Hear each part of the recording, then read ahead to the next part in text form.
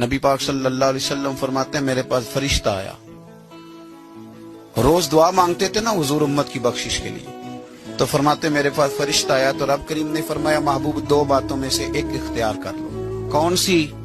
کہا محبوب یہاں تو وعدہ کرتے ہیں کہ آپ کی آدھی امت کو بخش دیا جائے گا، یہاں آپ یہ اختیار کر لیں کہ آدھی امت ابھی، اور یہاں آپ سفارش کا حق لے لیں، آپ قیامت میں سفارش کیجئے گا، آپ کا رب آپ کی سفارش کو قبول کر لے۔ حضور فرماتے ہیں مجھے اختیار دیا گیا، یہاں آدھی امت کی بخشش کرا لوں فوراً۔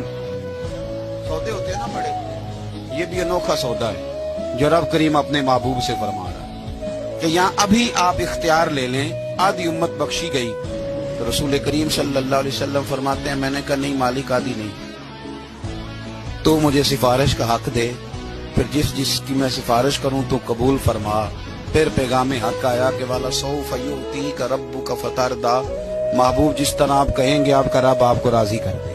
اسی طرح سے ایک حدیث سیاستہ میں موجود ہے، رسول کائنات صلی اللہ تعالی علیہ وسلم فرماتے ہیں کہ اللہ تعالیٰ نے ہر نبی کو ایک دعا دی، ہر پیغمبر کو اللہ نے ایک دعا دی ہے۔ حضور فرماتے ہیں مجھے بھی رب نے اجازت دی کہ محبوب ایک دعا کی اجازت ہے، آپ جو مانگیں گے نا قبول کیا جائے گا، مانگ لیں۔ یعنی رب کریم نے فرمایا، خزانوں قدرتوں کے مالک نے فرمایا حبیب جو مانگو گے دے دوں گا، مانگ لیں۔